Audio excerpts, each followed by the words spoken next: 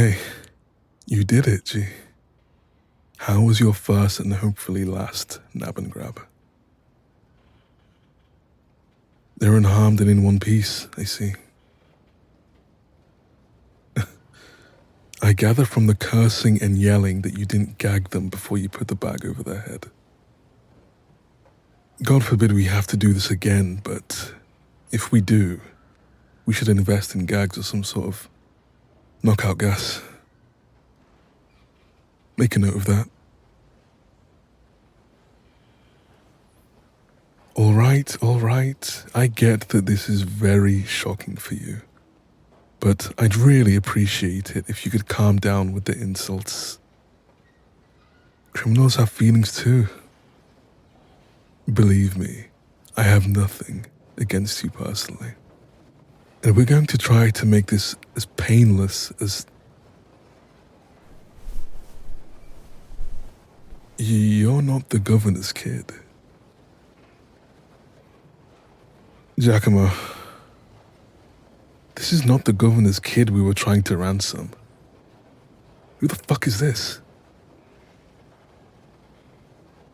Excuse me, just a second, doll. This is the picture I showed you from last week's newspaper. Look at it next to this civilian you've got tangled up in our business. They look nothing alike. How did you possibly mix them up?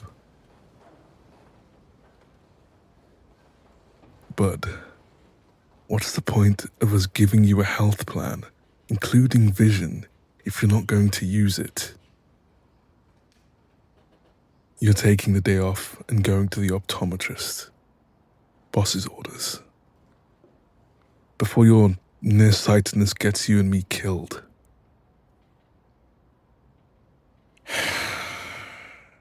All right. How are we going to take care of you? No, we're not going to kill you.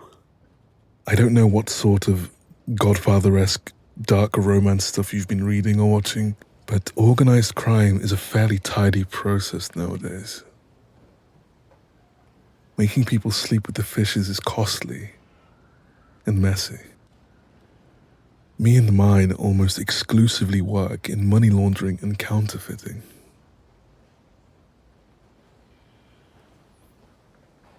This, admittedly, is a bit of a special case. See, our local governor, running for re-election based on his staunch Christian family values. Yes, the one with the ill-fitting suits. I'm always saying that. The man doesn't know how to dress. You know what he does know how to do?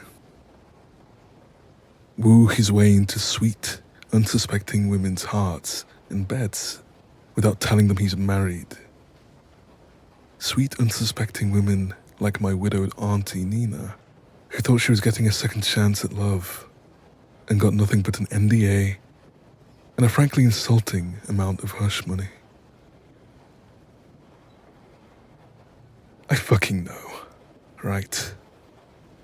So you see why this is a special case. Why we had to make this personal and see how he likes people he loves not being treated like they deserve. Or, rather, we tried to. Where did we go wrong there, by the way? Giacomo? Where were you that you managed to pick up a stray instead of doing your job?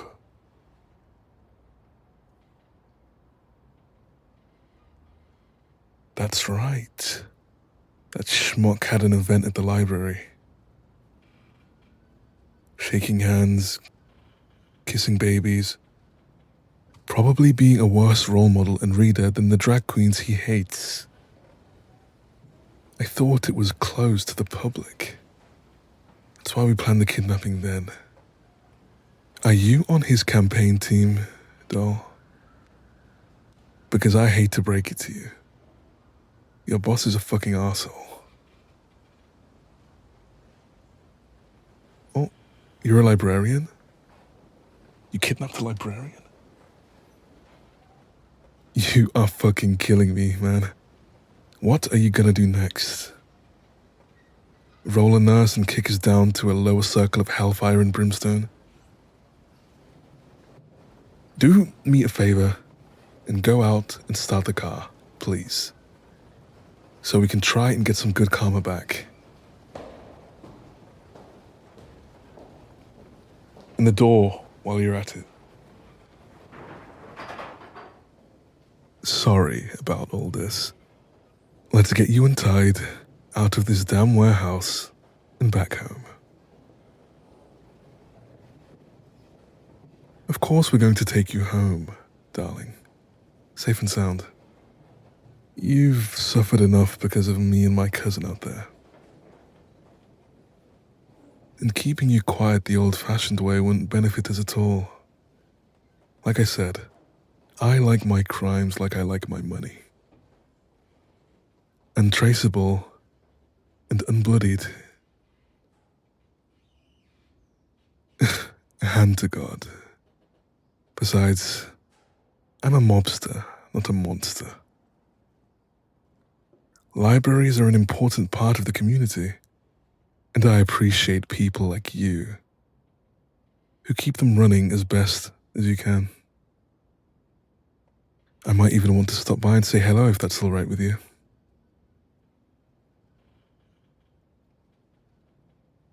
Because I think you're interesting. I'll grant you, it's partly because I'd rather you not snitch to the feds, but mostly because I'd like to see you again. In the past 2 hours, you've had a sack thrown over your head, been manhandled into a van, strapped to a chair, and left to stew in fear in a cold, dark warehouse of God knows what. In those 2 hours, you haven't lost your cool or nerve even once. You didn't cry, beg, or scream. You cast me out, called me words I won't repeat in your polite company, and did a real number on my associate if him limping out of here is any indicator. I can't say I meet someone like you often, even in my line of work.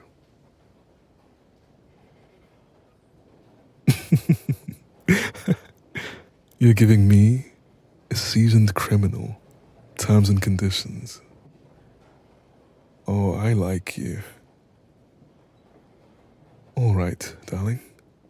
I'll bite. I'm invested. What must I do if I want to come and see you at work?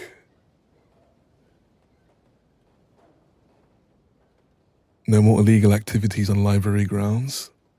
That's a fair enough ask. What's the second thing?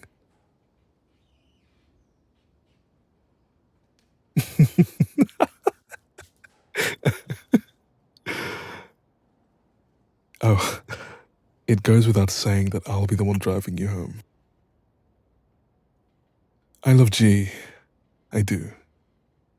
But I wouldn't trust him to navigate us out of a paper bag at this point.